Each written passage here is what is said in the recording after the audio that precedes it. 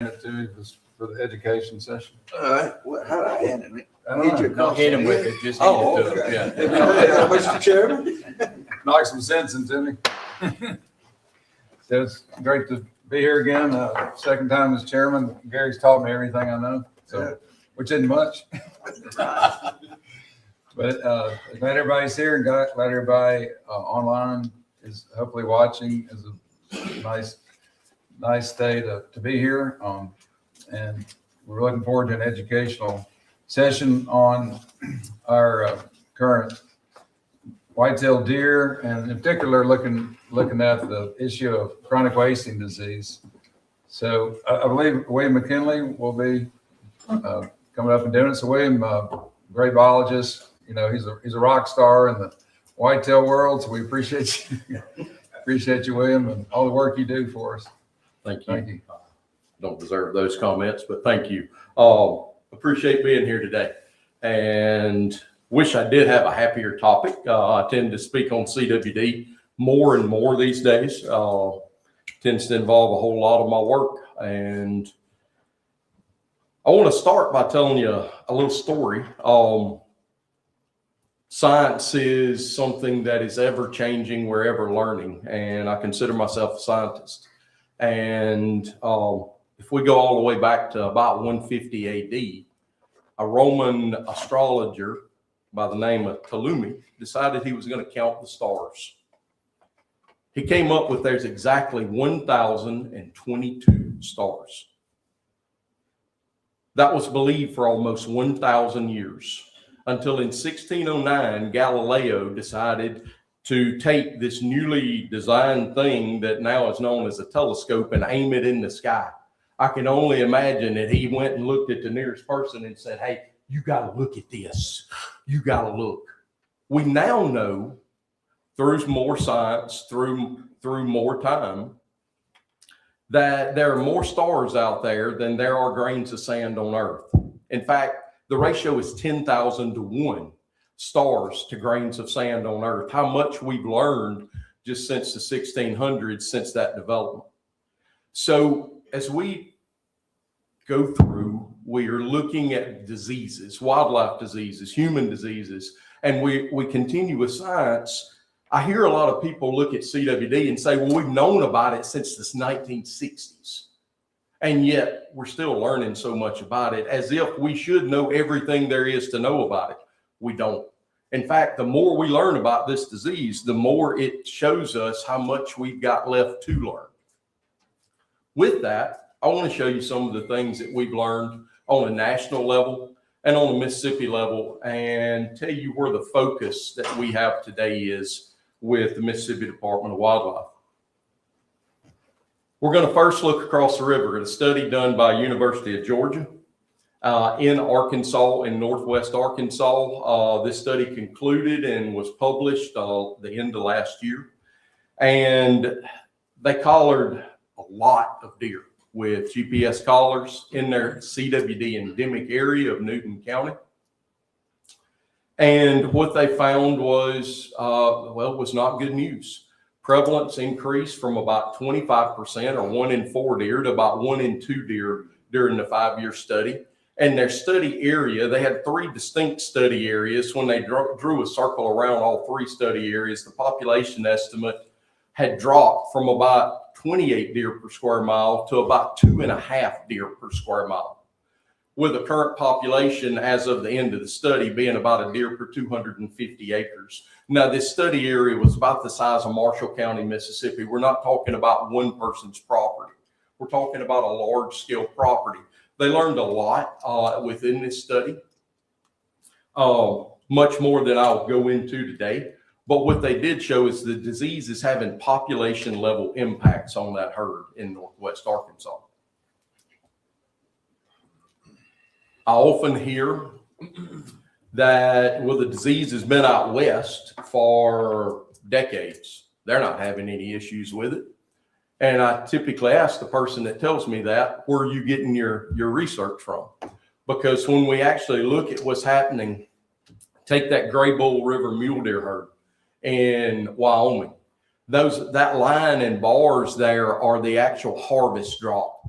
and harvest has been plummeting. The population counts that they have dropped about 83% in 4 years. It seems that when prevalence reaches a certain point at about 1 in 2 animals, give or take, based on the productivity of the herd, suddenly you will begin to see more abrupt declines as more and more deer die of CWD. By the way, the Arkansas study, the Wisconsin study, the West Virginia study, a lot of misinformation out there we've never seen a deer die of CWD. That has been proven entirely false. Many of these deer died just of CWD. That was the only thing they could find that the deer had upon death. They didn't even count the animals that drowned in 1.5 feet of water or died by getting tangled up in a barbed wire fence or net wire fence that was 4 foot high, things that deer just don't do. That healthy deer just don't do. So that didn't even include that. But numerous deer in those studies were found dead just of CWD.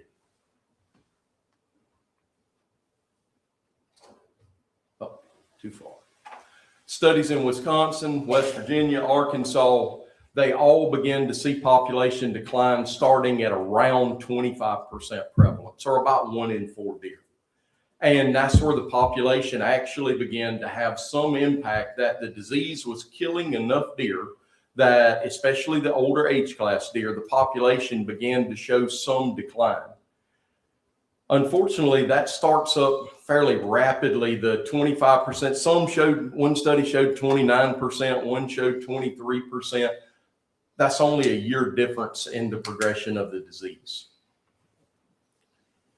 Other things we've learned and looking at national research is that live cervid movement is high risk. Across the country, we've seen CWD pop up in new areas. It's typically long scale movements of CWD are human induced in multiple different ways, but I'll look at one example in the live cervid arena of our neighbor to the south and west in Louisiana. A couple of years ago, they found one captive in a CWD-free certified herd. It was certified CWD-free via the USDA herd certification program.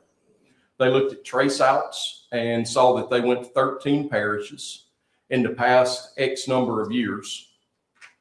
They went to find those deer in those facilities where the deer had went to. They were only able to find them in 3 facilities.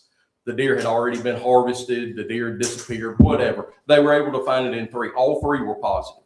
So 3 new parishes were infected from that one facility movement, and it was certified CWD-free, but it wasn't CWD-free.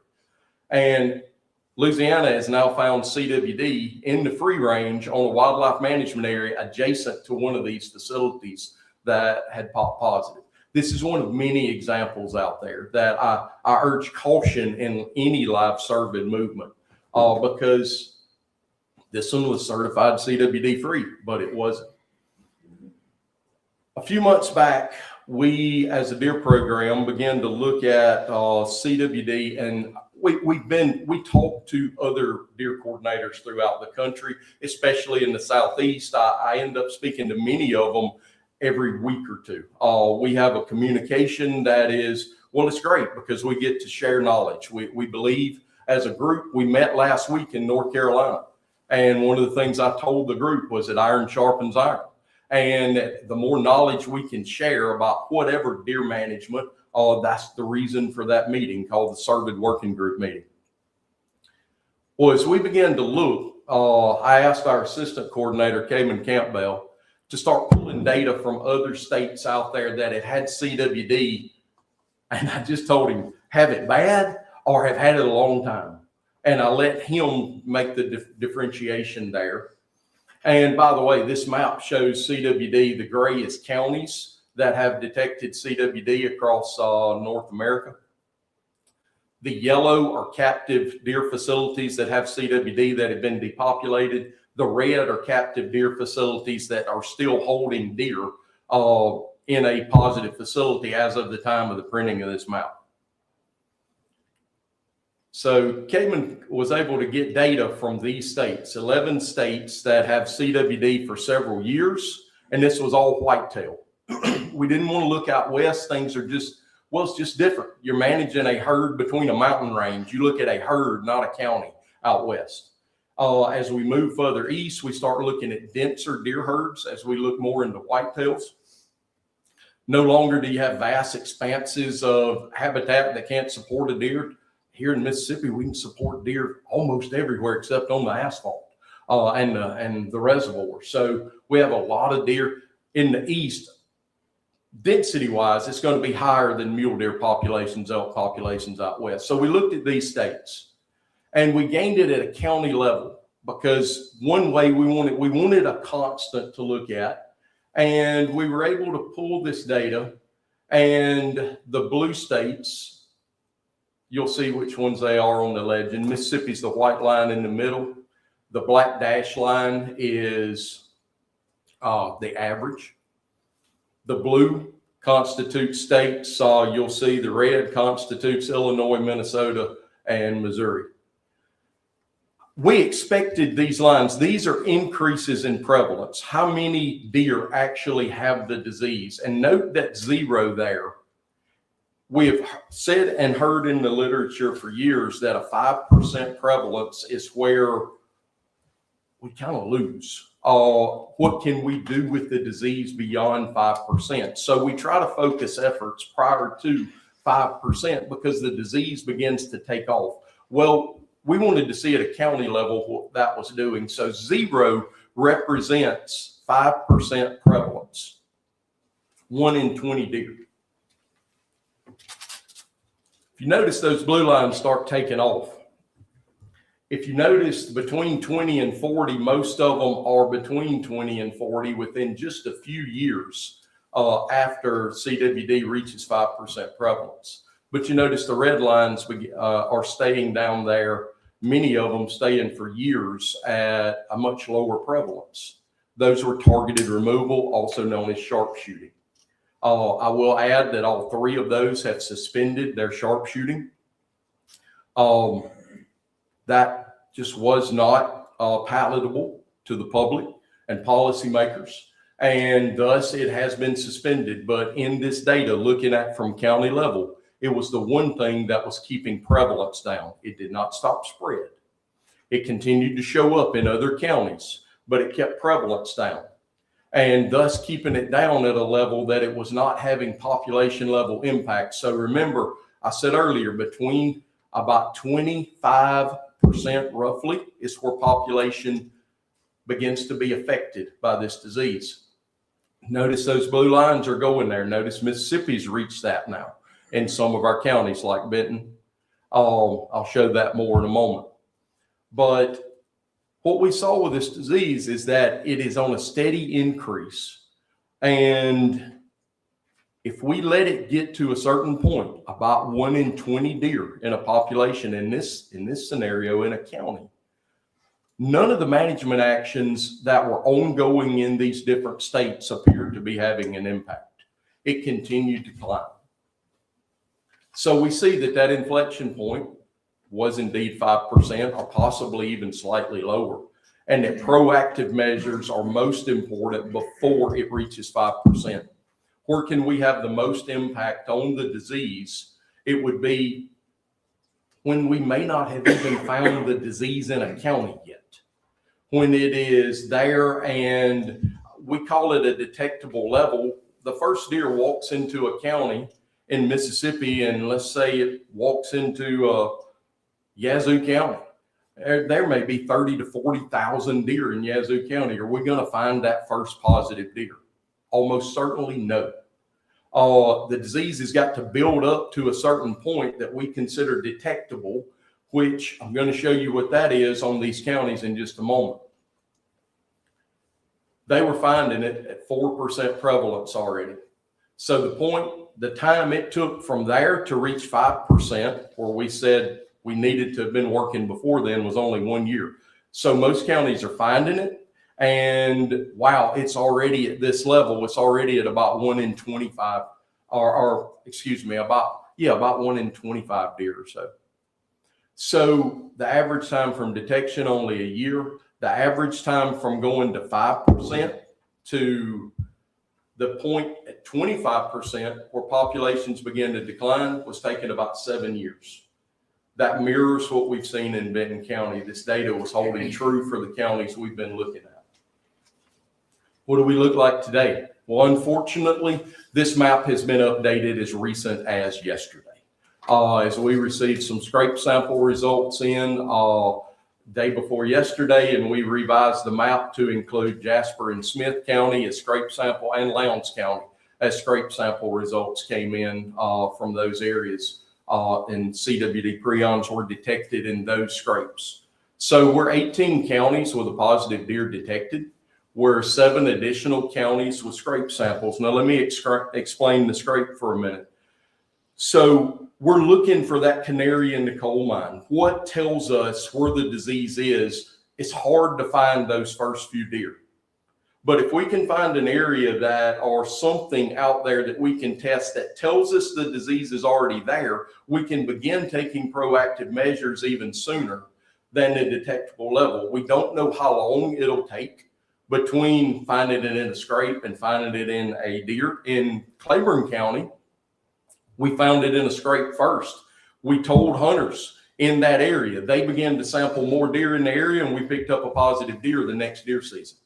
So proof of concept, it was there and it was detected by more proactive measures. So we have found 585 positive deer since we first found that first one in 2018, 140 this past season. That number continues to grow each year, and our sampling remains about constant. So we know the disease is increasing on the landscape in both prevalence and spread. So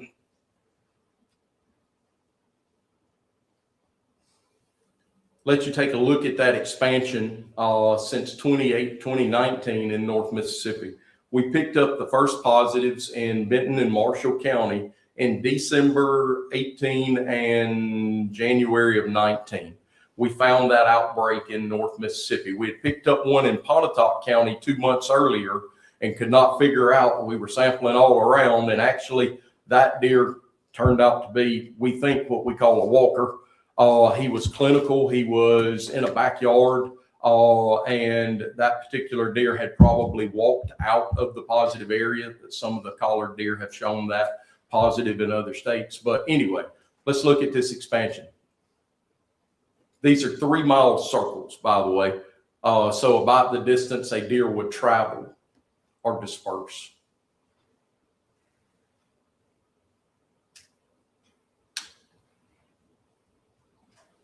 What we see is the affected area is growing at 44% annually, and that the disease is expanding at about 3.5 miles per year outside. And we did not look at flyers on this. We put a polygon around 95% of our positives and ignored the flyers out and just watched the expansion. So obviously the most impacted area at this point is the area in the top of Benton, Marshall, and Tippah counties. So we now have detected prions in 26 counties. That counts scrapes, soil, and deer. If we use the current rate of 3.5 miles a year, we'll be in 55 counties in 10 years and 73 detectable counties in 20 years. Remember, the term detectable means it has to build up high enough that we can actually find a deer positive through the sampling of a few hundred deer at best per county. Now, a few counties are turning in a lot. I'd like to applaud, if anybody from Alcorn County is listening, the smallest county in the state is turning in the most samples in the state. We have received over 1,400 samples from Alcorn County in the past 2 years. So I applaud the folks there. We have a lot of folks working. They want to find it, and we are finding some there from that outbreak in North Mississippi. What does this mean to our counties? Well, we put projected trends for a few counties. Benton County is already telling us that they're seeing fewer and fewer deer in the northern part of the county. We're hearing that from hunters. We call every person that turns in a sample that comes back positive, we call them personally to tell them that the deer was positive. And we gain a little info, usually the location data of where the deer was harvested. And they're now telling us, several people every deer they were harvesting on their property in the past few years has been coming back positive. And they're now telling us that they're not seeing deer on those properties. They're telling us populations have declined quite drastically in the northern part of the county. So using the data we've pulled from these other counties across the eastern U.S. and central U.S., Benton County is looking at countywide in about 4 to 5 more years, an abrupt population decline across the entire county. We look at counties like Claiborne and see that in Claiborne County, a decade to a little more, the prevalence since we found it 3 years ago has been doubling each year. It's now 1 in 70 deer last year that were sampled in Claiborne County were positive. We expect that to be higher this upcoming season. So Benton County, 1 in 3.5 deer tested positive last year, and that is out of almost 300 samples. It's already high enough to be reducing populations, and hunter testimonies, as I mentioned before, validate this. We're expecting multiple counties will likely experience population decline by the next decade to decade and a half. So, what does our deer population look like? How do we combat a disease that is spreading across the landscape? And, well, we rely on our hunters. And we've got to have the help of the hunters out there. And I want to talk a little bit about our deer population. By the way, I took that picture. That was my crossbow. And that is a deer in the very far back of that field, and it did not come close enough. So anyway, what is our deer population doing? Well, it's been rising. And it's been rising at a rate that is a little bit alarming. And we have had a campaign now for a couple of years where we're trying to encourage hunters to take more deer. And unfortunately, the harvest from we gather our data through a hunter survey that is conducted in May and June through a company called Responsive Management. As y'all well know, we do not have a game check system for whitetail deer. And so we don't have county level data as other states do to show impacts of CWD at a county level. But I do have statewide data from this survey. And what we saw this past year, prelim numbers just come in, is harvest failed. We expected that. We were hearing it from hunters. We had a hugely abundant acorn crop this past year, and it was warm during Christmas break when hunters were off. Most hunters were off and able to hunt when the rut was peaking in many areas. Thus, it led to a decreased harvest. The blue line is doe harvest. And notice that this last year it did fall. We were needing that to go up considerably. The red line is our population. It's been increasing. How do we compare to other states? Well, all of the states, we turn in our estimated population annually. And what we see is that in the Southeast, Mississippi is head and shoulders above all the other Southeastern states in total deer density. This is deer per square mile. We're sitting at an average of about 33 deer a square mile. I consider that a conservative estimate. That is straight across, not discounting for asphalt, water, cities, anything. That is straight square miles of the state divided by the deer population for every one of these. And we have a lot of deer out there. I don't think that's a surprise to anyone here or anyone listening. But we're getting a lot of problems from too many deer. So we're getting a lot of complaints. We're getting agriculture complaints. We're getting homeowner complaints. We're getting complaints from cities. The problems that too many deer cause, things like alpha-gal, the disease that causes the red meat allergies on the increase. That is a host of that tick that causes that is white-tailed deer. So a friend of mine got diagnosed just last week with that. I know several people diagnosed with it. So we're seeing a lot of issues with too many deer in our state. And I make a plea for hunters that hear this to harvest more deer. And if you are not reaching the bag limit, and by the way, the average hunter in our state shoots 1 or 2 deer. The bag limit in most of the state is 8, 3 bucks and 5 does. If you're hunting in the Southeast deer management unit, it's 3 bucks and 3 does. So we have an adequate bag limit, we need hunters to make a choice to harvest another deer if they are not reaching their bag limit. So, and that data with our survey shows that most hunters do not reach that bag limit. So we are offering a program called the DMAP CWD Tag Program. It's an online application. It is not a free-for-all by any means. Someone, a property owner, has land within 3 miles of any known CWD detection. This is scrape or deer. We will issue them. They can go online. They draw their property boundary. It gets measured to confirm it is within 3 miles, and property-specific, either sex, unlimited weapon tags are issued to that property. They can allow anyone who hunts the property to use the tags. The tags must be used on that property and affixed to the deer, and they must be CWD sampled. So what's the carrot? It's the unlimited weapon. They may use a gun during bow season on these properties. We will issue them and they can begin using them in October. 62 of our positive deer removed so far, 11% of the positives to date have been removed from using these tags. And we've only been issuing a few relative to the area that is eligible out there. We want this to increase. We want it now. What y'all will see is if we do increase the tags, you'll see an increase in positives. I want to see an increase in positives from the positive areas. The best way to prevent this disease from spreading is to remove a positive deer from the landscape. The best place to find a positive deer is where we've already found a positive deer or detected prions in the soil. So thus, a proactive measure is we want people to apply for these tags. This is online under MDWFP.com. Under our CWD, it's called the DMAP CWD Tag Program. They can apply there. There is eligible ground in all of those 28 counties I showed on the map earlier. As I draw closer to a close, I say, education. There's so much misinformation about CWD. You can look and find someone saying just about anything from it is not true, it is not real, it doesn't kill deer, till it's made up, to it's a government money grab. I wish that was true.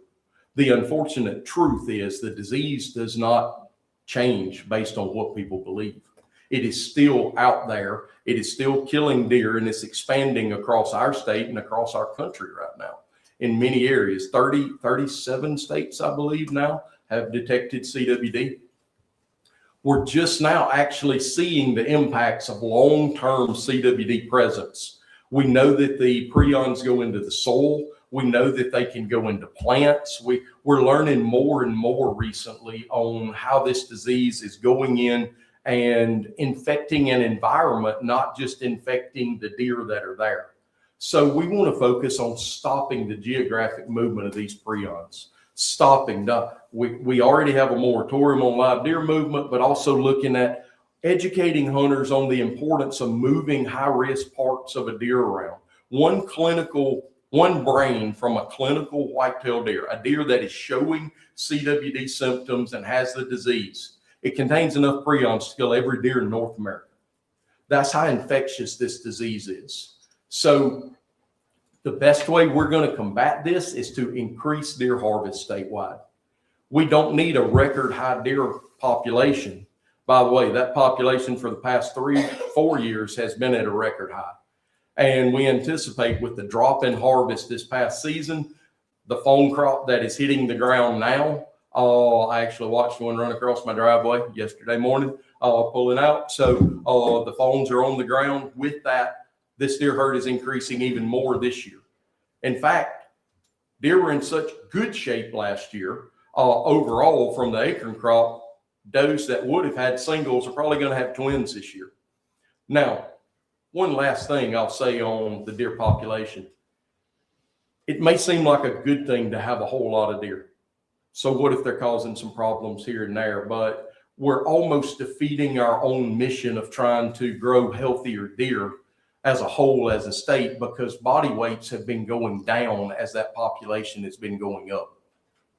We track this through data that we collect from our Deer Management Assistance Program. We've seen 1-year-old doe body weights on a steady decline statewide in practically every soil region. We haven't broke the top 50 bucks in Mississippi in antler, the top 25 typical and the top 25 non-typical. We have not broke that top 50 since the year 2016. And think of how much emphasis has been put on trophy deer management since in the past decade. But yet too many deer cause body weights to decline, which cause antlers to be on a slow decline as well. So for better deer and for better disease management, I stress we need to reduce this deer herd across our state. I say it's time to look ahead. We now have data that shows us this disease is dire and that we need to take steps to address it. That's Cayman's daughter on the left, my daughter on the right. My daughter graduated high school this year. We hunt together a lot. We've shared a lot of moments together out hunting and fishing, and that's what I grew up doing, and I want to pass that on to grandchildren when I get them. So that's my CWD update for today, gentlemen and ladies. Thank you, Wade. It's great. Do you have time for questions? Absolutely. I assume so. I have no idea what time it is. It's just 9:30, so Oh, certainly. we probably the 15, 20 minutes and that take a break, however, how much long, but really appreciate you, all the work you guys are doing, and y'all, the whole staff has done a wonderful job of really putting all this together.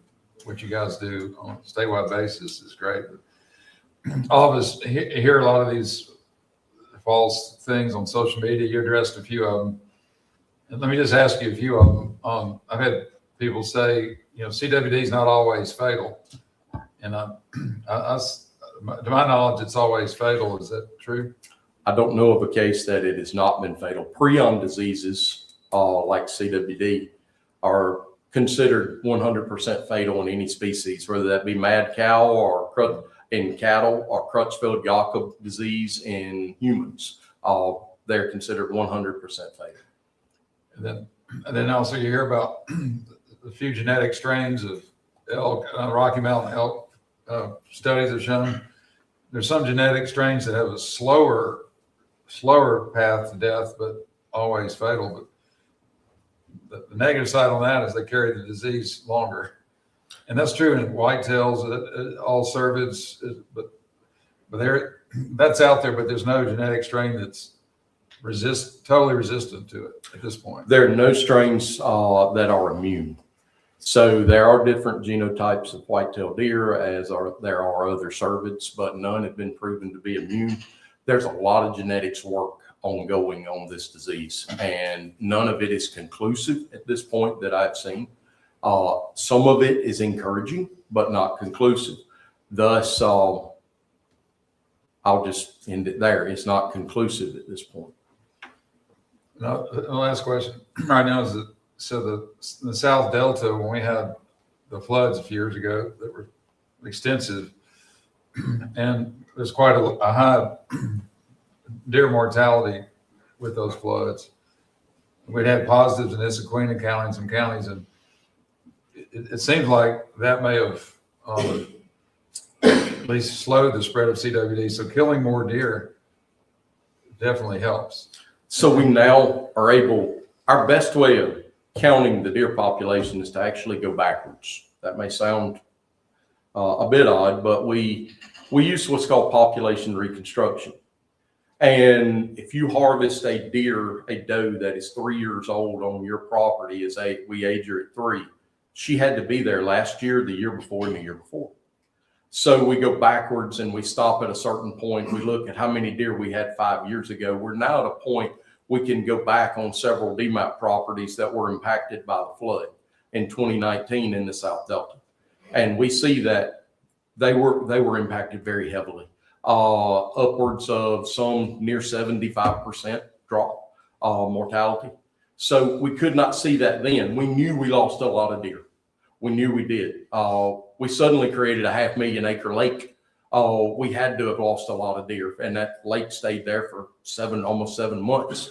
So we now look back, and those populations actually rebounded and are now at levels higher than they were before the flood. In fact, they rebounded within 2 and 3 years.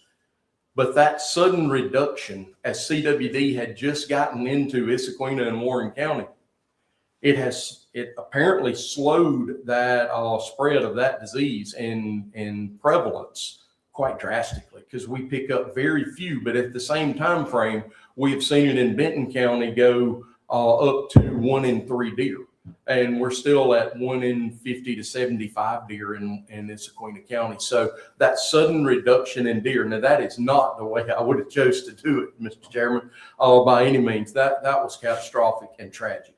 However, it does tell us that reducing that deer herd kept prevalence down and has kept it down for years. But now we anticipate it's going to start growing as the deer herds have increased to even higher rates than they were prior to the flood. And a follow-up to that is the sharpshooting in Illinois and Wisconsin and other states was effective at keeping the prevalence rate down. It wasn't politically acceptable for the long term, but reducing deer density, both that evidence from our flood here and sharpshooting helps. So that is scientifically, is that the best way to slow it down? Removing positive deer off the landscape before they can spread it to another deer is the best way to slow it down. We are choosing the path of not sharpshooting. I want to make that clear to any listener. We are not choosing to go out and do targeted removal sharpshooting by any other name. We want our hunters, we want to give the opportunity to our hunters with these tags that allow them within 3 miles to go in and remove more deer on their property and have the flexibility as the landowner and land manager there. So it's our mission to try to create the easiest or best path for hunters, private landowners, people hunting on public land, whatever, to take more deer. So Yes. that's the mission that we're obviously together, we need to figure out the best way to do that. So Yes, sir. So those were exactly my thoughts. With one caveat, I was retelling myself, so I'll remember it. Forgive me. But so what you said was deer numbers go down, whether that the evidence comes from sharpshooting. So it's hard evidence. It's we look for any positive we can get in this situation, right? And so that's the hard evidence that we do have. That curtails CWD, right? And also our buck sizes go, since it's been around, we haven't hit the top 50 in bucks in the state of Mississippi, and we've spent a pile of money, collectively trying to do that. And so what are the negatives of it? The processors have to pay more taxes, right? I guess. Yes, sir. I don't understand what the difficulty is other than just difficulty is getting people to take a deer and process it, know what to do with it. So to me, as a hunter, the CWD thing, if you can't see something every day, it's not on your mind, especially when a doe walks across the field in front of you. But the 2016 buck number, that's on hunters' minds, right? And so that's going to stand out to me. I'll say that good deer management is good disease management. Yeah. And if CWD were not in the picture, we still need to reduce the deer herd so that we can improve the quality overall of our deer herd. Yeah. The quality is decreasing because too many deer are on the landscape. So good deer management in this case would provide us with better quality deer, better size, better body weight, and help combat a disease that is moving through our state. So therefore, the hypothetical question to you is there a reason that you can think of that a hunter would not shoot more deer? The reason we hear is they don't have anything to do with it. Yeah.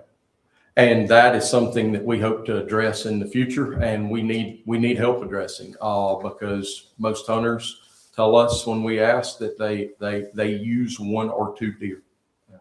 So an avenue of what to do with that deer if they harvest another. They say they perhaps will only eat that much, they can only afford to process that much, et cetera. But we need a better system as far as giving our hunters the opportunity to harvest a deer and tell them what they can then do with that deer.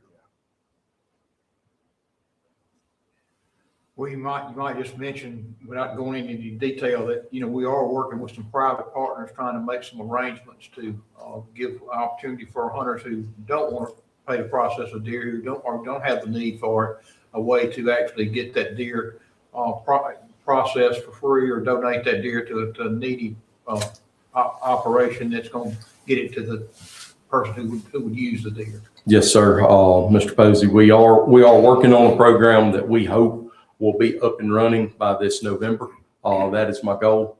It will be small scale at first. It'll be a pilot program till we can get our feet under us, and working with several private and public partners out there to get this up and running. Everyone agrees, almost everyone, that we need to harvest more deer, especially in the areas that we're getting the most deer complaints. That's going to be some of our initial focus area with this, hopefully to later expand across the state. Yes, sir.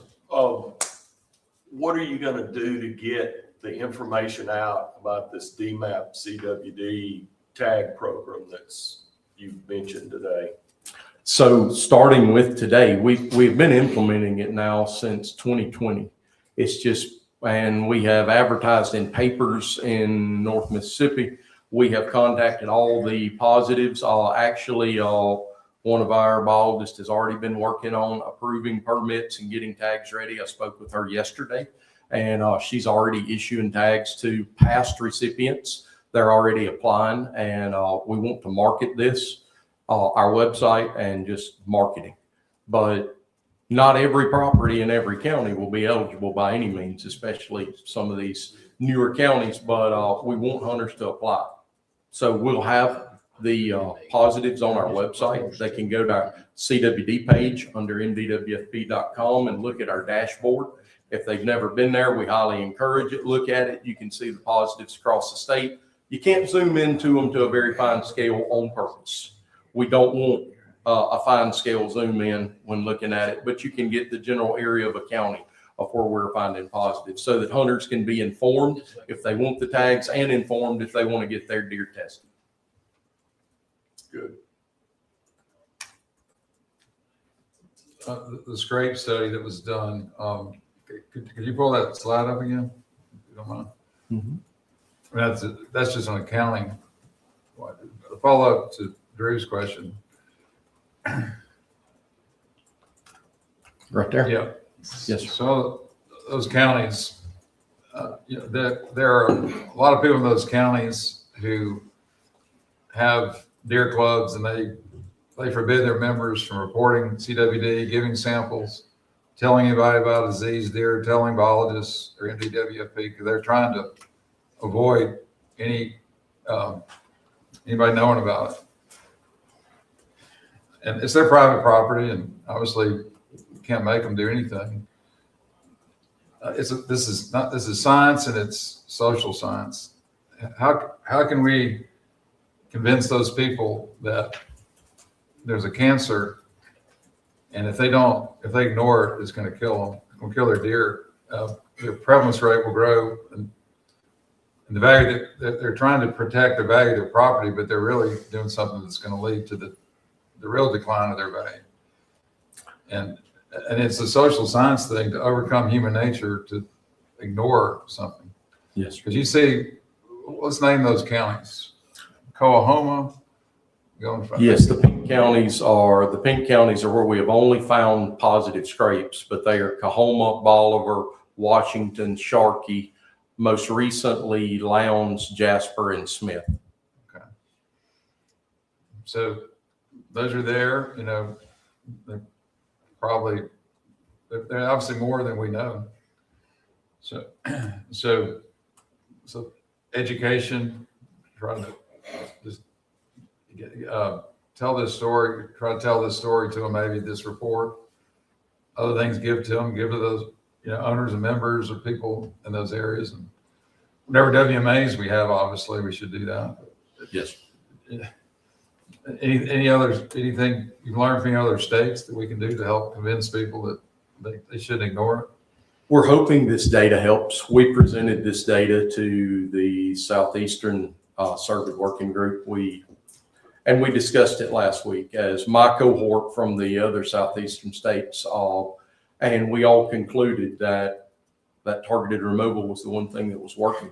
We all fight our different battles in our different states. Hunters are a unique group. That's a wonderful thing. They're unique, and through our state, we have different, we have very unique hunters on the coast versus the Delta versus the hills, and that carries through all the other states as well. People have different goals. People have different management goals for whitetail deer. So it is difficult. There is a lot of misinformation. The misinformation is the hardest part to fight, because this data is not, it's not good. And I understand that human nature is to listen to what already sounds good, something that I don't have to change. I don't have to make a big change. Nobody likes to get bad news, but this is bad news. And we're seeing it there. I have compared it many times to a cancer, that cancer's in one, it may be in one spot in a county. If we could remove that, we could buy decades. If we could find that early, and it's still moving. We have not found out how to stop this thing from moving across the landscape yet, but we can keep it at such a low prevalence if we find it early through hunters' help. So I would hope they would look at that and realize that short-sightedness on this should not be applied. It should be far-sightedness here. Yeah. So people are saying the managers of a property that they had 10,000 acres or something, and they knew there was a positive scrape. What they should encourage all their members, owners to do is really step up their game and harvest a lot more deer and do samples. But Yes, it's overcoming some human nature, I guess, to some extent. Or they have to go against what's maybe they fear, I guess. It's a challenge, but yeah, this is a great report. We appreciate it. You guys have any questions? I think you've done a great job. Yeah, I'd like to make a statement that numbers don't lie. And we got almost 2 million deer in the state of Mississippi. We got less than 3 million people that live here. that's right. So even if we didn't have CWD, we've got to decrease the herd, keep the herd. Might be a reason you got whatever it is, 28,000 corn feeders everywhere, which I don't think is a big help at all, because it's not a natural deal. I'll probably get a few calls about that, but deer don't naturally go and eat out of a barrel. And, Yes, when you herd, even like a bass lake, when your bass gets so many in there and you don't take them out, it gets stunted. And I mean, basically our deer herd is becoming stunted by your numbers. yes, sir. In some areas of the state, even much more so. I've seen body weights on adult bucks in certain areas that shocked me. 4-year-old bucks weighing 110 and 120 on properties, and people keep waiting for the old one. He's already old. He's just not big. So Very informative education. We sure appreciate your time and the staff's work on this, and we'll look forward to working with you guys to try to figure out. It's a difficult to figure out the best path forward, but we'll figure it out. sir, I'm trained in biology, especially deer. I'm not trained in the social sciences. So that part of this, I fail at. So you asked how we convince hunters. I hope the data helps, but also we need help with that from other people and that understand this and believe it, that are trained in the social sciences. We appreciate it. Well, that will conclude the education session. And Mr. Chairman, let me just add one thing before we close out. I do want to tell everyone in biology department, how much we appreciate the work y'all have done. Russ as always, and Amy does too, claims, and we believe it that, we've got some of the best biologists that we could possibly have in this department here. So thank y'all for your work. Very much appreciated. Thank you. Thank you. Take 10 minutes. 10-minute break. We'll resume at 10.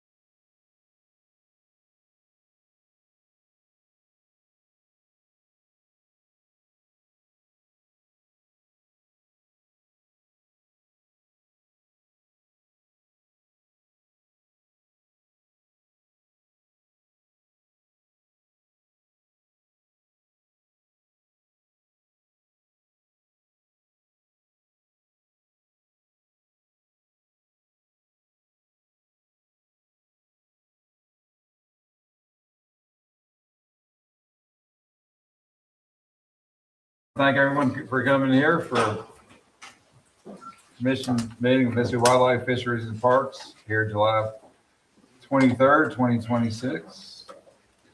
And thank everyone for coming here and everybody that's watching online and will watch it later. So with today, we want to first recognize our guest. I know we have Chairman of the Louisiana Commission, Andy Brister, here. Appreciate him visiting with us. And we're working with Louisiana Commission on some things, and certainly our states do a lot together and with our border with Mississippi River. And appreciate Andy being here and look forward to continuing to work together. Yes, sir. We're blessed to live in a state where we allow prayer and things like that. I was going to read a scripture from Genesis and then ask Jason Thompson to pray, but I'm going to read from Genesis 1:25. And God made the animals of the earth according to their kinds, and the livestock according to their kinds, and everything that creeps on the ground according to its kind. And God saw that it was good. And then God said, let us make man in our image after our likeness, and let them have dominion over the fish of the sea, and over the birds of the heavens, and over the livestock, and over all the earth, and over every creeping thing that creeps on the earth. So God created man in his own image. In the image of God, he created him. Male and female, he created them. Jason, please open in prayer. Thank you. Let us pray. Most gracious and heavenly God, our Father, Lord, we thank you for this day. As the scripture tells us, this is the day that the Lord hath made. Let us rejoice and be glad in it. Father, we thank you for your many blessings. We thank you for your creation. We thank you, Father God, for allowing us to make it here safely this morning, Father God. We pray a special blessing for those that are on the coast that are dealing with the storm situation. We pray for your divine covering over them. And we pray, Father God, this morning that you go with us during our meeting, that everything that is done, said, is done for your glory. In the name of Jesus, we pray. Amen. Amen. Thank you, Jason. I think the first agenda item here is, I guess, make sure that the agenda is okay. Do we have any changes to the agenda? We do have to make a few changes, Mr. Chairman. At the present time, we have no public comments. There will be a need to consider executive session as we work our way through the agenda. There will not be any reinstatements today. The gentleman who was going to approach the commission about reinstatement was unable to make it. And I think that with those changes, that should pretty much set the agenda, Mr. Chairman. Okay. I can get a motion to accept the agenda. So moved. We have a motion to accept the agenda and a second. All those in favor? Aye. Any opposed? Motion carries. The first item on the agenda is the swearing in of Commissioner Rhodes, which was recently reappointed by Governor Tate Reeves. That was a mistake. And he may have been a mistake. We'll talk to the governor about that. Commissioner Rhodes, I'm going to ask you to raise your right hand and just repeat after me. I, Gary Rhodes, I, Gary Rhodes, do solemnly swear do solemnly swear that I will faithfully support the Constitution I will faithfully support the Constitution of the United States of the United States and the Constitution and the Constitution of the State of Mississippi, of the State of Mississippi, and obey the laws thereof, and obey the laws thereof, that I am not disqualified that I am not disqualified from holding the office from holding the office of Commission of the Department of Mississippi Department of Wildlife, Fisheries and Parks, of the Commission of the Department of Wildlife, Fisheries and Parks. that I will faithfully discharge I will faithfully discharge the duties of the office the duties of the office upon which I am about which I'm about to enter, to enter. so help me God. So help me God.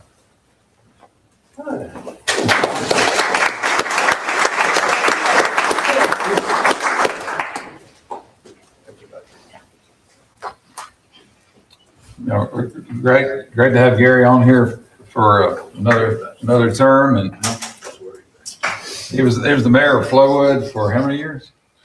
36. 36 years. 36 years. Did a wonderful job for Flowood, and now he's retired to be a grandfather and father and do important things. A guide. and guide, hunting guide. So great to have Gary on. Thank you. So next we have the minutes from the last meeting. So if we have a motion on those minutes. Should we accept the minutes? Okay, a motion is made. Second. Second. Okay. All those in favor of accepting the minutes? Any opposed? Okay, so agenda's been approved. Public comments. Don't have any at this time, Mr. Chairman. Okay. So next we have an agenda, which we want to do every month, is talk about the Great Mississippi Nature Trail. Commissioner Drew St. John, I think, had this idea, approached the governor about it, and it relates to fisheries and parks with our parks, and we have a connection with a lot of the places on it, but this is it's much broader than that. It's really showcasing the great places in Mississippi. So Mike Jones is here with Visit Mississippi. We appreciate you being here, and thanks for what you guys are doing, and we look forward to working closely on this Great Mississippi Nature Trail. Yeah, I want to give y'all, first of all, just kind of a copy of some of the brochures that when it was introduced, this is what we have at the moment.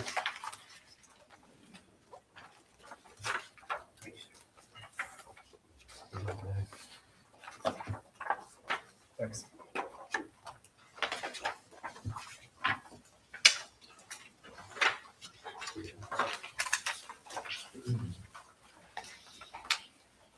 I'm just going to give y'all kind of a good, a quick marketing update for the Great Mississippi Nature Trail, for what Visit Mississippi is doing.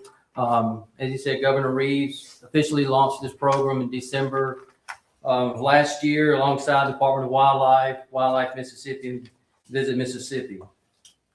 Unlike traditional linear trails, the Great Mississippi Nature Trail connects 20 premier outdoor destinations across the state under one recognizable brand, encouraging residents and visitors to discover Mississippi's exceptional natural resources.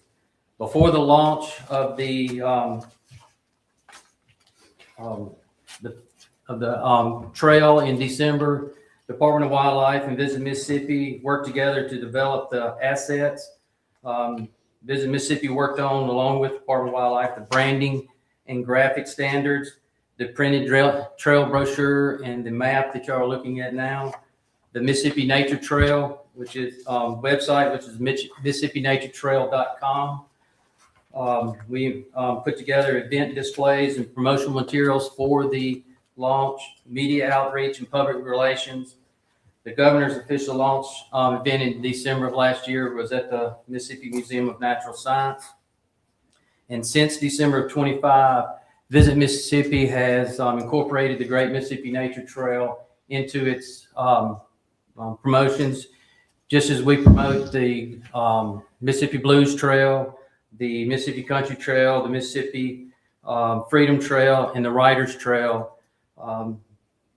Visit Mississippi continues to add the Nature Trail along with all those other promotions. They're also continuing to manage the website along with any social media engagement through the TEL agency. Visit Mississippi is making a significant investment in growing the awareness of the Great Mississippi Nature Trail. For dedicated FY25 commitments, we've put in $100,000 of dedicated digital marketing campaign through Marist West and Baker. $15,000 of Visit Mississippi's annual influencer marketing budget will be allocated to outdoor content creators who will visit at least one of the Great Mississippi Nature Trail sites. We'll be doing the website maintenance and enhancements, social media management, creative production for advertising, printing updated trail brochures and maps, fulfillment of inquiries from the website via Mississippi's official visitor services office, and other media relations. But looking ahead on the trail expansions, Wildlife Mississippi is leading the development of the criteria for any other future sites that will be added to the now 20 sites. As additional locations are approved, the statewide network will continue to grow. Mississippi Department of Wildlife, Fisheries and Parks is refining the trail descriptions for each location. designing, producing site signage. Each sign will feature a QR code that will link the visitors directly to the site's page of MississippiNatureTrail.com and allowing us to better understand the visitor engagement.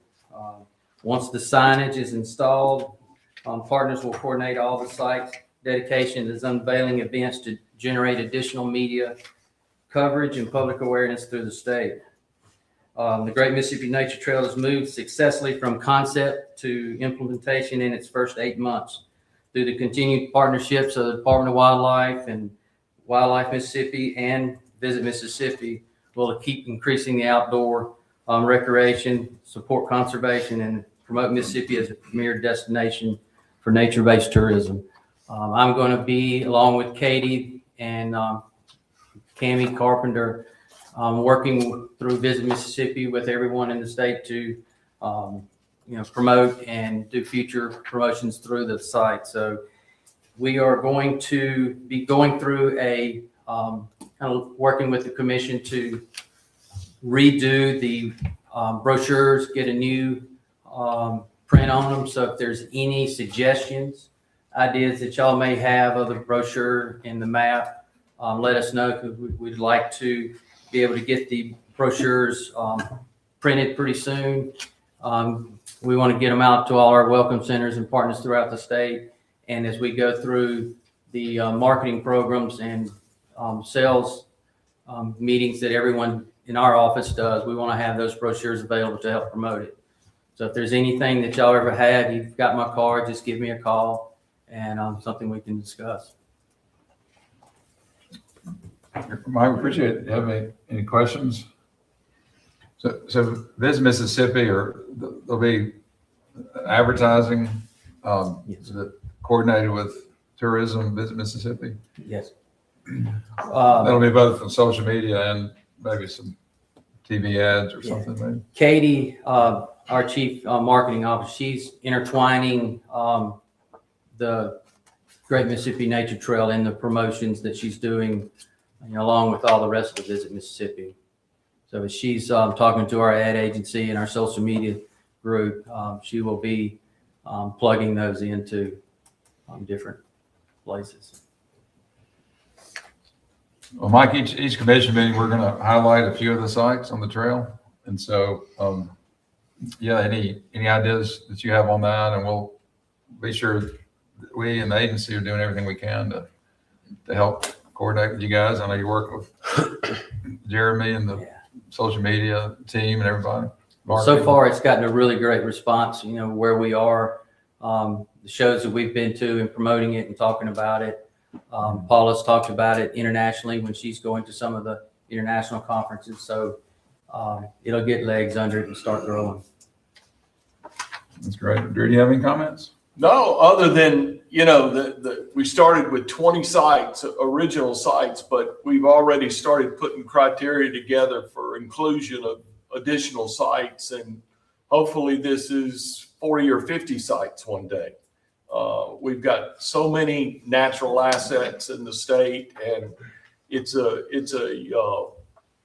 in-state tourism win, and it's an out-of-state tourism win. So I think I can't say enough good things about Visit Mississippi, Wildlife Mississippi, and MDWFP. Couldn't happen without bringing those three groups together. And so, we're trying to get some corporate sponsorship and get some money and that sort of thing, because we don't charge admission.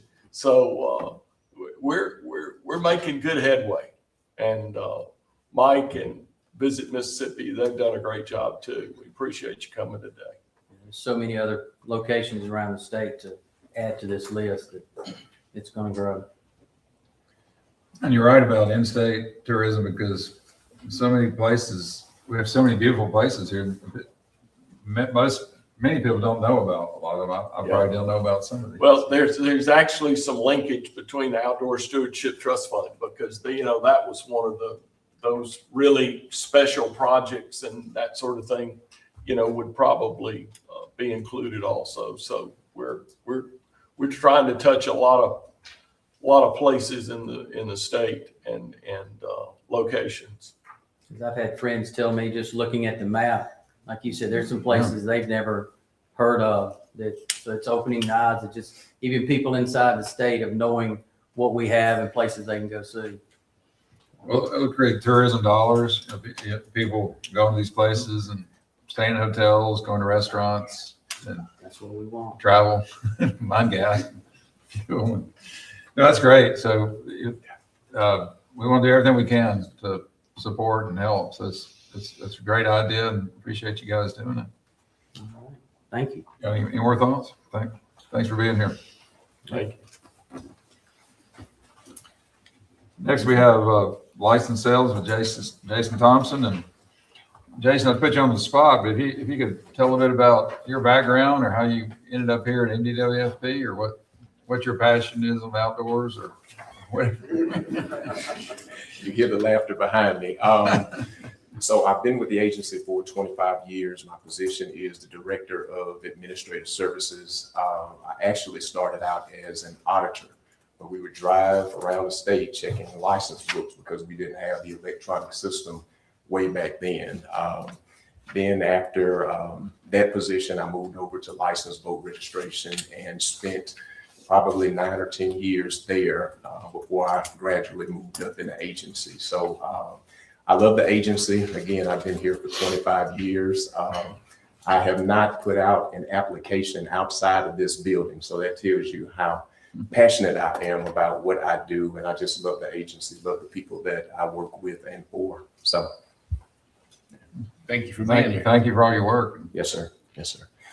Okay, Mr. Chairman, Commissioners, as we close out the fiscal year 2026, we have generated $21.6 million in revenue compared to $21.3 million the previous year. And it represents a 1% increase in revenue year over year.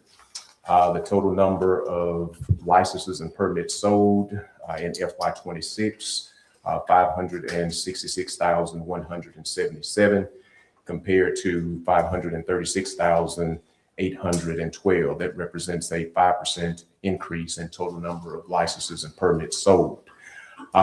Just a couple of numbers out of the $21.6 million that we have generated in FY26, 11.7 million came from non-residents. Out of the 11.7 million, 7.1 is from Louisiana residents, and they make up 60% of the non-resident licenses. Thank you, Andy. Thank you. Yeah. William's doing a good job. A breakdown by category shows the following trends. Resident license sales have increased by 1%. A few privileges to bring to your attention. The small game license revenue has increased by $32,000. We've seen an increase in the waterfowl stamps. They're up 2% from last year. WMA permits are up 11%.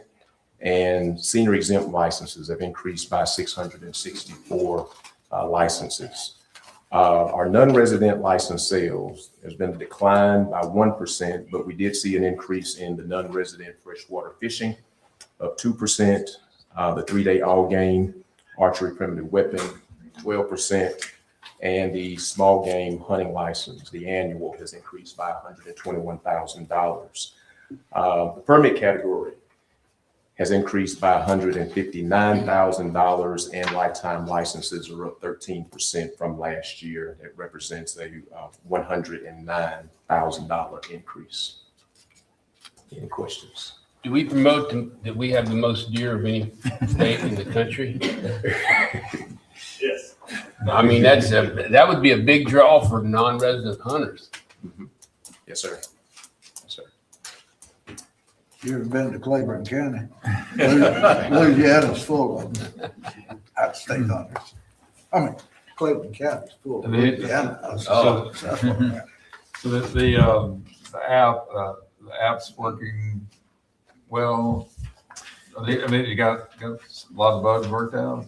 Doing pretty well? Yes, sir. It's coming along. We have been live in the system with our new hunt fish vendor for 18 months now. So it has gotten better since go live, but we are still making tweaks and changes to it to make it much better, more user friendly.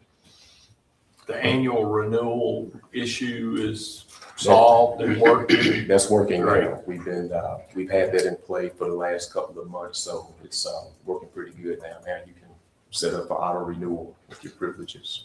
So, Well, it's other parts, many other parts of the country, license sales certainly declining, and it's really a testimony that it's steady or increasing some.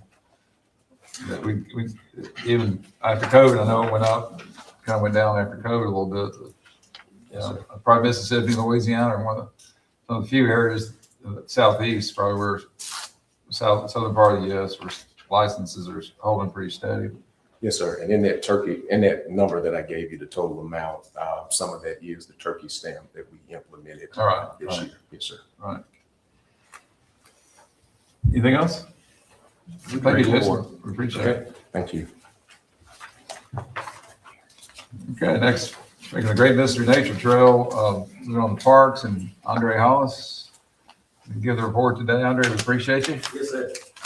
Good morning. Morning. On the visitation and occupancy report, for July the 1st, 2025 to June the 30th of 2026, 731,000 total visitors to our state parks for the FY26, and that was just the day use guests. 172,000 was the overnight guests of the total occupancy in state parks. This year, we had 903,000 total visitors on the park. Compared to last year, it was 718,000. So we did have an increase in total visitors, so we're excited about that. And we definitely think it's because of some of the reservations and stuff that we've done. So we really feel like the reservations that we're doing in our state parks is really making a difference. The total revenue for the FY26 was 10.64 million. And we're really excited about that because we had ice storms that we had parks closed down for, and also some of the parks renovation stuff is still ongoing. And we still was at 10.64 million. So, and that's compared to last year, it was at 9.7. So we're really excited about those numbers there. Another thing I kind of wanted to hit on as far as our state parks for FY26, but for FY26, we had 4 parks that was over $1 million this year. That's never happened in our agency's history. 3 of them was over $1 million, and Buccaneer made $2 million. So we were really excited about that. And that's what a lot of stuff still being closed. There's so many parks that even went over $1 million. So that's huge. So people are very interested in coming back to our state parks, and we're excited about that.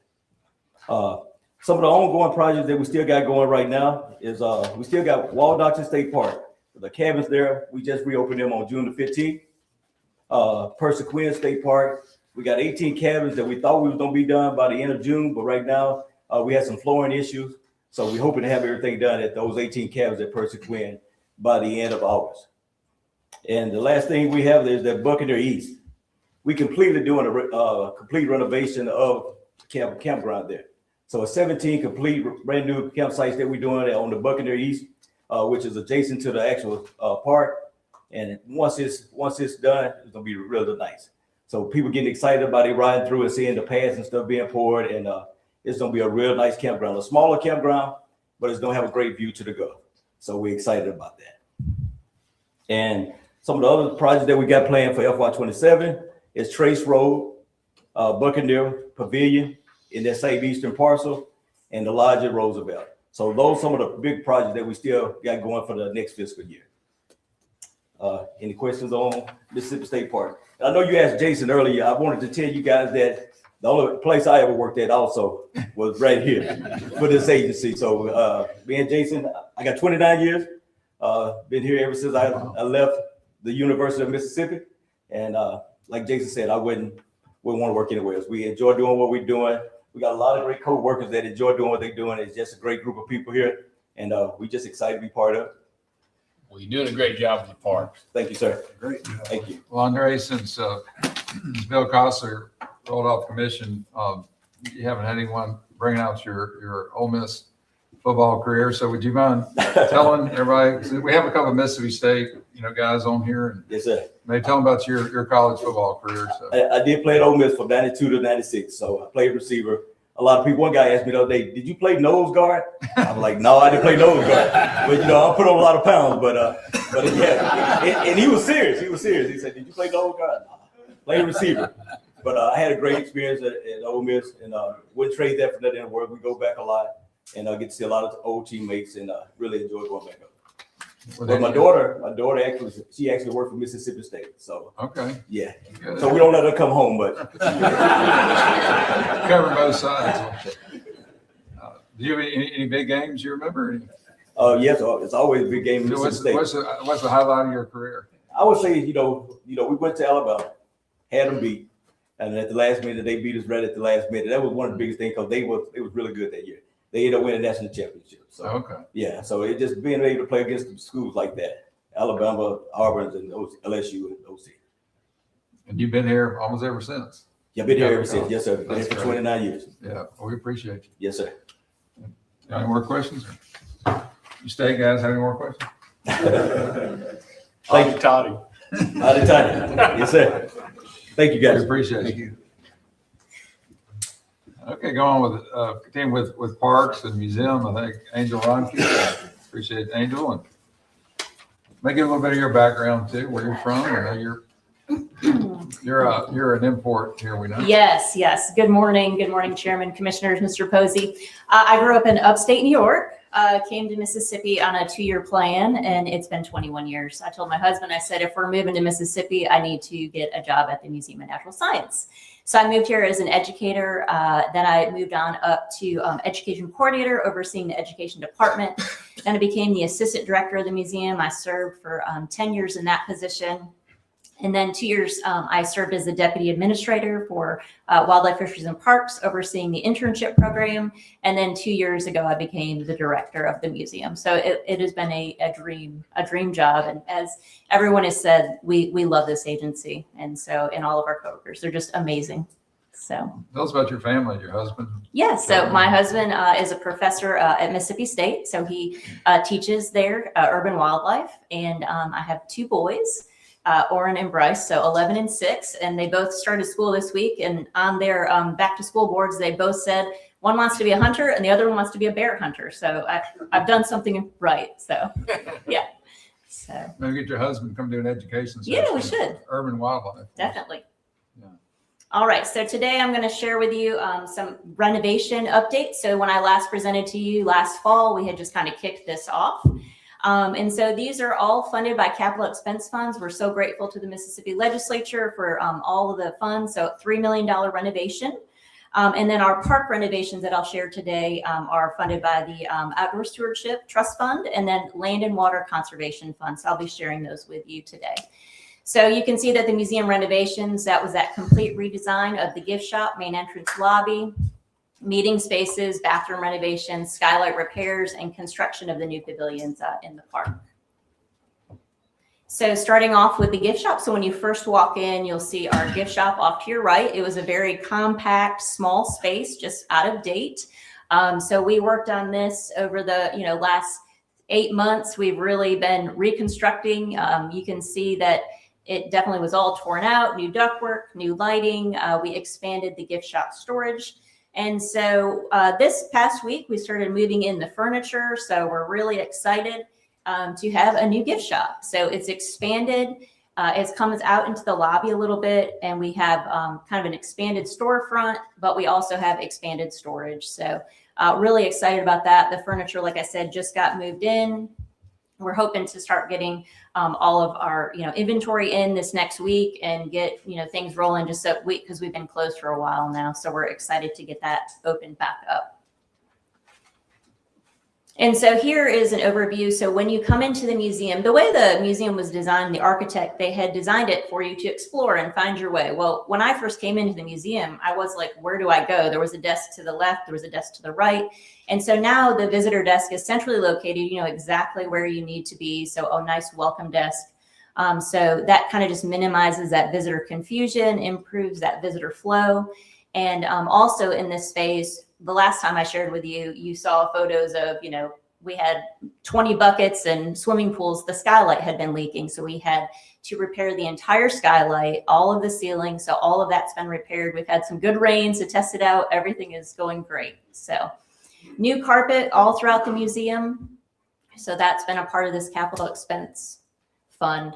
This is our rendering for kind of our dream of what we want it to look like, to put the final touches on the front lobby. So this artist is actually who decorates the Beau Rivage. So we had him come in, and we wanted still keep that natural feel. We didn't want to, we love the feel when you come in the lobby. And so we wanted to kind of keep with those natural colors and obviously with the leaves. So we're hoping to kind of create that kind of iconic experience when you walk in, that wow factor. So we're hoping to get this done in the next few months. And obviously the necessities. So restroom renovations upstairs, downstairs. These have all been fully renovated. So we're happy to have this rolling. And then meeting spaces. So upstairs, our meeting spaces. So our old conference room, let me go back there. So our old conference room there on the right has now been turned into a volunteer room. And then on the left-hand side is a large meeting space they both have been fully renovated. So everything was torn down to the studs, new, ductwork, lighting, painting, AV equipment, the whole nine. And so you can see these new meeting spaces here. So you have the large meeting space that does have that accordion door where you can open that and you can have it open. You can have both rooms open or you can have it closed. So that bottom left is a small conference room if you would like, or you can have it open completely and have just one big meeting space. You'll see there on the bottom right, that's a kitchenette. So that is adjacent to both of these meeting rooms. It was just nice to have a kitchenette there off the meeting room. So you're not having to go all the way down the hall. So having something there centrally located. And the top right is just the new admin hall. So that's all been redone, painted, new flooring, new lighting, new tile. And so the volunteer room, as I had mentioned, was our old conference room. And so now this has been, there's a volunteer coordinator office there. And it is also the volunteer kind of lounge room. And so anytime you come to the museum, if you see anybody with yellow vest on, that identifies them as a volunteer. And so we are so grateful to our volunteers. Our program has grown just tremendously over the last year. So we're excited to have this new space for them. They have kind of this volunteer lounge, and then obviously they'll be the volunteer coordinator, have an office in there. So these are some definitely nice upgrades for them.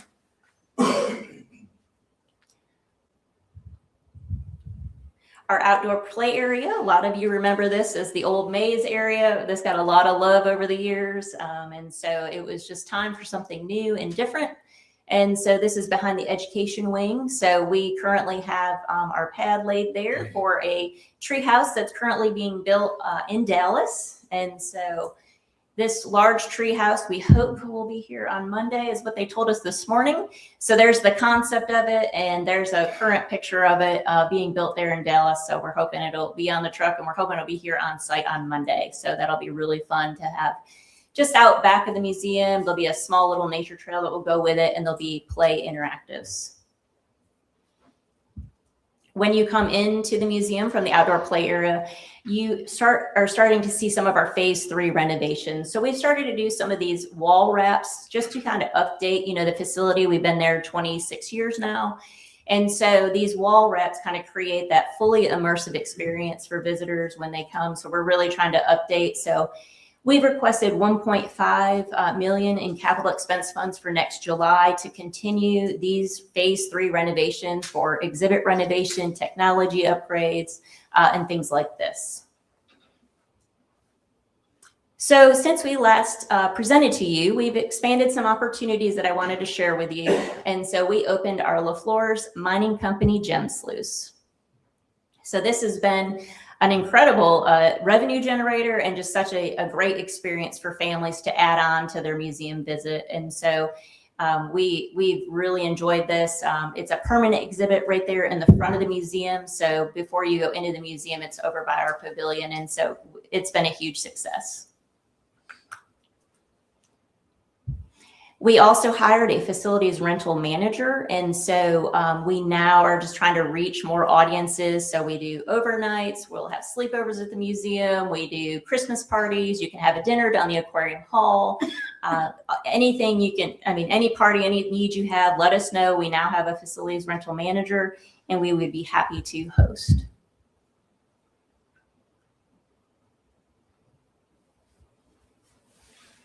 So our Scout sleepover. So we launched this. We were just kind of testing this out with Boy Scout groups, and so they'll come in on a Saturday night and get there. You know, after we close at 5, come have dinner. We'll have a live animal program. They'll have a campfire. They'll roast s'mores, and then they will sleep through the aquariums.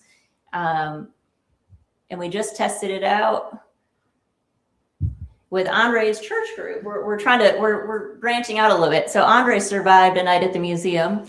And so I kept texting him, I was like, are you good? Like the night before and then the night after, and he survived. So it was a great experience. So we're branching out a little bit with this offering, and it's really fun. I've spent the night several times. And so it's just such a great experience for children to have this opportunity, something like this in Jackson. And then facility rentals are expanded into our park. So we just put these 4 small pavilions in. So these are behind our Spotter Snack Shack concession stand. They're available for rent, so $125 for 2 hours. And so this is going to be really great for us just to expand our offerings from the facility rental standpoint.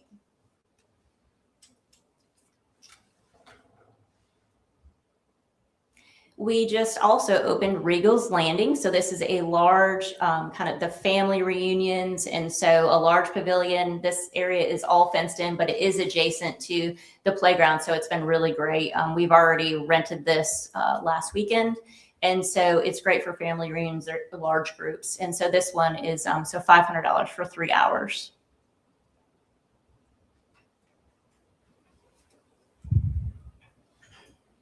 So we're constantly evaluating. So my assistant director, Aaron Holbrook, who's here with me today, we're constantly evaluating visitation and revenue. And so the last 5 years, we have reached 413,000 visitors.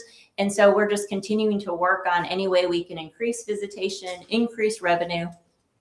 And then obviously the park opened that December of 2021. That's been a huge success. So we have hosted over 668,000 visitors to the park. And the park is free. So that has been a wonderful addition to not only our museum, but to the state. And I'm sure you're all aware of the LaFleur's Bluff Conservancy. So I serve as the liaison for the agency. And so our next kind of big project for the Conservancy is the groundbreaking of the pedestrian bridge that will cross Lakeland. So that will cross at the ball fields. We have sent y'all an invitation for August 19th, and that's at 9 o'clock. And so that will be the groundbreaking for the pedestrian bridge. And we have talked about this pedestrian bridge probably for my entire career. So it's so exciting to see this come to fruition. So when you get off 55, it will be a welcome to the LaFleur's Museum District. So it'll be really great. And then this will connect into all the other trails. You know, we're trying to, so it'll connect all the museums, but then it'll also connect to the Eastover Trail. So we're excited. Another thing really fun that we have coming to the Science Museum is Animal Superpowers. This will be animal sculptures, and this will be made with Lego bricks. This has been all over the country. It was actually back in my hometown in Rochester, New York, and they had huge success with this exhibit. And so I'm very excited to bring this to Mississippi, and they will be, that opens September 25th, and it'll be here through next May. So that should be a real draw for us for visitation. And I wanted to just briefly mention our awards. So we have doubled our awards since last year. So we received the 2025 Torchbearer Award for the Mississippi for Coalition for Disabilities. We received the Best Museum for the Mississippi Magazine. We also received the Best Park for LaFleur's Bluff State Park from the Mississippi Magazine. I received the Visit Jackson Hometown Hero Award. We received the National Keep America Beautiful State Agency Partnership Award. And then the LaFleur's Bluff Playground was number 6 in USA's top 10 best readers. So in the nation, number 6. So super proud of that. super proud of our staff. They are the most passionate, dedicated staff. They are just incredible. And that's why we get these awards, is because of what they do. And so with that, I'll take any questions. Just wanted to give you a brief update today. Thank you all for your support and everything that you do for our museum and for our agency. We greatly appreciate it. Thank you. Question, the little climbing treehouse thing, I guess that'll be like kids are in the museum, they go out to it. Is it a contained area? Is it It will, an outside thing? Is it- yeah, it's outside out there. It's right outside where the, outside the classroom, yeah, right out back. And so, yeah, it has like security kind of fencing up on the treehouse. So when they're in it, yes, Right. it's always closed. Is it, Yeah. can they run out to where the dinosaurs are and stuff? Yes, sir. That's They will kind be of able, part of that. it'll be all open. Yes, there'll be a little nature trail and animals that they can take photos on, and it can connect to the dinosaurs. The parents need to be watching them. Yes. Yeah, they could run. Oh, yeah, That definitely. looks really, really nice. Yeah. I can It's- tell you're ready to climb a tree. Yeah. That's what We had how many that day? 6 or 8 you brought? So, Yeah, I did go down the slide though. You know, Yeah. you go down the slide, the big slide in the playground. oh, yeah. It's great. Any more questions? Thank you, sir. Thank you. Great report. Appreciate it. Conservation program. Officer Chris Clark, who's the greatest catfish cook in the world. Chris, give us a little background on yourself too. I was afraid you was gonna ask Yeah. that. We may not have enough time. What's the number one thing you're passionate about? This agency. Well, that's true. I was blessed in 2003 to become a conservation officer or game warden in Kemper County. Got to stay there 2 years and moved to Winston County, which is my home county, and then worked my way up in different aspects of the agency. I've been in the boating and hunter education field. I've been a captain at the Central Region and then a major here at the office, and had this opportunity. So we could talk all day about that. It's been a great ride. I'm not finished. And just like Andre and the rest of them said, that's what we came here for. We don't have no intentions of leaving it in the wrong way. But they give me an opportunity to just give you a brief overview of the Conservation Programs Bureau and what we kind of have to offer and kind of the direction we want to go. The Conservation Programs Bureau was created to synergize our education and outreach programs. The Bureau will work to strengthen the engagement of recruitment, retention, and reactivation of hunters, shooters, and anyone else that's trying to learn about the outdoors. Further centralizing these programs has helped maximize the grant responsibilities that I have, which is RBS, which is Recreational Boating Safety, and the Hunter Education Grant. Within the Bureau, we got 3 programs.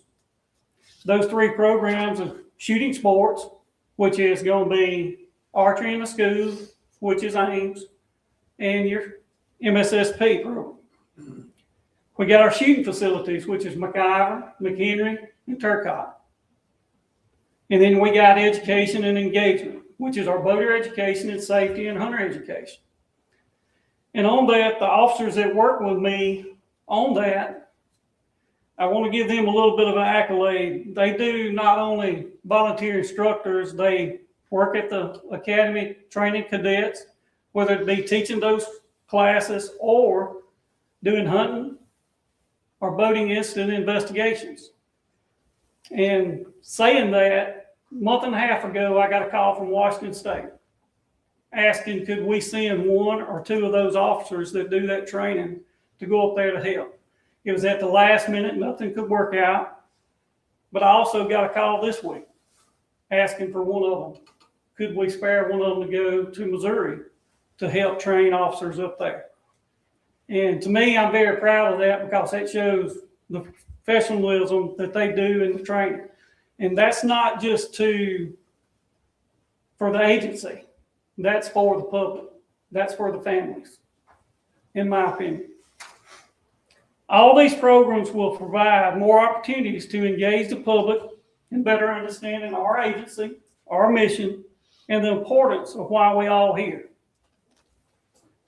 while everyone that we deal with or come about doing some of these programs may not automatically become a license holder, we're planting all those seeds. It may take a little bit for it to grow, but if we can at least get to them and plant that seed, we hoping the result to come in the end. And the Bureau is not only supported by license holders, it's also supported by people that purchase ammo, firearms, archery equipment, and the industry that supports the Pittman and Robertson Fund. As this Bureau becomes more structured and meets the needs and expectations that we all want, it will be what other states look at in the future. It has so many aspects that help support each other with great opportunities for the agency. Now, that may sound pretty bold me saying that. That's in my heart. It will be what other states look at. And I say that because I've been blessed. I'm on the executive board for IHEA, which is the International Hunter Education Administrators. And I get to talk to so many states and get so many other views of little bitty nitpicks, that things that it's all going to be a part of this program. And I know that's short and sweet, but maybe that'd give you a general idea of what the Bureau is going to have to offer and the direction we want to go. If you got any questions, I'll be glad to try to answer them for you. Any questions? Everybody that's came up there's no doubt, has a passion for what they do and love. And that means a whole lot in the agency. Rather than having one showboat, y'all got a bunch of team members that get it done. I appreciate that. Yes, sir. Thank y'all. Chrissy, so under this structure, are like the shooting ranges under you? Yes, sir. So you have the shooting ranges, the MSSP, shooting sports, the archery program. Yes, sir. So you work with a foundation Yes, sir. on all that? On a regular basis. Yes, sir. Right. So the hunter education, that you're over that too? Yes, sir. Okay. Got a few different hats. You got a big job. Well, yeah, well, keep us informed on how it goes this year with the shooting sports and archery and schools and all that. Yes, sir. Those programs are so important. It's done so well and doing so well. Yes, sir. That's great. Thank you. Thank you. Okay, so next, law enforcement, Colonel Jerry Carter. Morning, Mr. Chairman and Commissioners. You want my story? Yes, sir. I came in the agency in 1988. Wow. I've been to 3 headquarters. Started out on Ellis Avenue where the agency when I first started, from State Street to where we're currently at now. I've served on the 4 directors, including Director Posey. I've proudly served on the 5 chiefs of law enforcement in this agency. I have worn, like Chris said, I've worn many hats in this agency. I've overseen communications. I've been a BLA. I worked on our task force. I've been an honor guard, started honor guard program, served as a regional office manager in the region, in the North region. Started my career in LaFleur County in the Delta, in my hometown where I'm from. And as everybody else has said, it's a family. It's a family. It really is that. Work with some fine men and women in this agency throughout the years of my career that have taught me a lot. And I've been blessed to be with a lot of good people here at this agency, as well as the commissioner. So I'm proud to be here, sir. We appreciate you. You can tell some stories sometime. I can. He'd be the grandfather, wouldn't he? Yeah. Probably so, sir. I think somebody's about 40 years here serves in the agency. I'm right at 38. With leave time now, it'll be 40 for me. Wow. Yes, sir. It's great. All y'all sharing. It's good for us and the public to hear it because rather than just come up and give a report, just Thank you, it sir. gives us some context. Yes, right? sir. Yes, sir. Well, also my influence, my brother was a conservation officer here in 1984. He started in Grenada County, and I had the privilege to see how he do what he did as serving for the state. I worked in corrections starting out. Don't want to go back in corrections, and had the chance to meet some fine, I like to call them legends in this agency that I have had the privilege to meet throughout my career as well.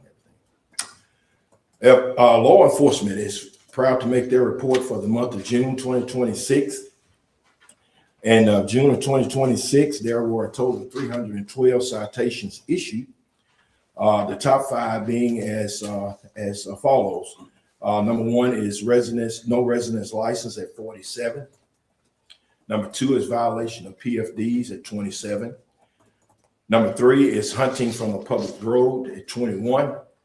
I guess number 4 is going to strike your curiosity on headlighting. In the month of June, there were 20 citations, and you'll see where that come from on the next page. And number 5 is no boat registration at 19. On our next page is the evidence of 20 counts of headlighting, 19 citations issued on hunting from a public road, and a felony of Mississippi Pet Protection Act, which was approximately in fines up to $75,000. We had a press release on this last week. You all might have seen that. Officer Stephen Helton was the arresting officer. This incident occurred in Madison County. This happened last year in January of 2025. The officer received a call from the sheriff's department saying that they had a vehicle stopped. The caller called in. She was a 12-year-old girl. She called in, told her dad she heard a shot.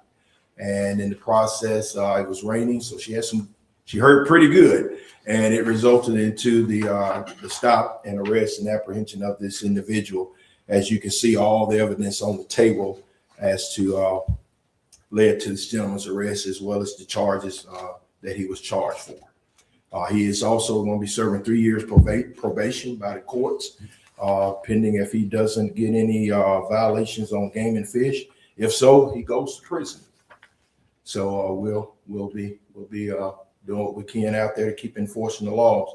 I'd like to echo what Lieutenant Reed said in our press release as well. We'd like to thank the Madison County Sheriff Department, and also the caller, the 12-year-old, and the dad that reported these violations. And we also encourage the public still call that 1-800-BE-SMART line to report any of those violations, because we depend on the general public and our sportsmen to report these violations as well as having our officers on the ground out there patrolling and enforcing these laws. Yes, sir. The question on the fines, but let's see, the Mississippi Pet Protection Act, is that the legislature passed on the restitution, or did he actually shoot a pet? Or? He did. He actually shot a cat. Oh. Yes, sir. Shot a house cat. And also you see the evidence laid out on the table. He had a FLIR, and he had a Bluetooth to his phone. And he told the officer that you're going to probably find some more stuff in there. And that's when he discovered all the other violations that added up to the 20 counts of headlighting. So good job that our officer did. He worked very, very good, thorough, seeked a lot of advice from our senior officers as well in doing the investigation. It was just done by the book. It really was in this investigation to lead up to these charges. So job well done by Officer Helton. Also, he had suppressors here, so the fact that the child heard the shot, well, he heard it, was shooting that one suppressed or not? It's pretty good. On our next page is our officers here. This happening down on the coastal area during our rainy season that we had a lot of water, several inches of water that caused flooding. Officers successfully rescued over 40 residents, including children, pets, and the elderly in flooded waters in the Biloxi River. So our officers down there did a fine job in assisting the Sheriff Department, EMAs, in getting those individuals to safety. On our next page, this is our officers working together with Tennessee and Alabama. This was in search of a drowning victim at Pickwick Lake. Sadly, the subject individual was found, But it just shows you the work that we all do on those state lines there with those neighboring states. Because all 3 states joined up in that Pickwick area. So it was a good job that the officers did in helping bring closure to that family. On our next page, my last page, this is our officers taught outdoors recreation, including hunting and fishing at Holmes Votech Summer Youth Camp. Sergeant Major Derek Scott kind of spearheaded this, and you see the picture where they're with the youth, which is our future, where we're introducing them about what we do in our job and in our world, and introduce them to hunting and fishing and camping. Hopefully, these are going to be some of our future conservationists to be, and park visitors and all the above. So we were glad to do that, and we look like we've inspired a lot of other sheriff departments to ask us to be on board with them doing certain events to help them with some of the youth situations. It's just another way to get them off these video games and cell phones and give them something positive and let them see what Mississippi Outdoors has to offer. Mr. Chairman, that is my report. Any questions for Jerry? How about talk about the cadet class? Cadet class, yes, sir. We started out with 13. Right now we're at 11. Cadet class is going good. They are in week 2 of their training, which they're doing. I think they're doing some alligators. They had first responder, all certified now as emergency personnel. They're under CPR training and all the above. So they're moving pretty good. I think we're coming together. Good. Yes, sir. Proud. I'm really proud of my TAC team up there. They're doing a great job. Thanks to the bureaus, directors letting their personnel come out and have to be a part of it. Teach those men and women about what we're doing, how this agency operates, and what we do in law enforcement. Well, that's great. I hope they all finish. Keeping our fingers crossed, sir. I think we're doing pretty good now. I think we're coming together. Great. Yes, sir. Thank you. Any more questions? Y'all more than welcome to come up to the academy and visit. We'll serve you lunch and all the above. Y'all get a chance to see what our training is all about, and hope to see y'all at our graduation here in December. So feel free to stop by anytime and visit. Great. We'll do that. Thank you, sir. Thank you. All right. Mr. Posey, any other business? Mr. Chairman, we don't have anything under other business today, and our next order of business would be to set a meeting date for the next commission meeting, which you and I had discussed earlier. The possibility of the August 27th, which is a Thursday. We'll need to be meeting here again in Jackson. And our education session would be at 9, business session at 10. If that date's agreeable with y'all, that's when we would set the next commission meeting. Seem good with you guys? Yes, sir. Okay. We will need to have a discussion about whether there's not a need to go into executive session. And I would suggest that we do. We got a couple matters to discuss, matter in regard to land and small personnel matter. I need a motion to determine the need to go into executive session. So second. Okay, a motion, but Mr. Rhodes and second Mr. Maloney. All in favor? Any opposed? So we'll go ahead and close the meeting down and take that under consideration. So this meeting is adjourned except for executive session. Thank everyone for coming.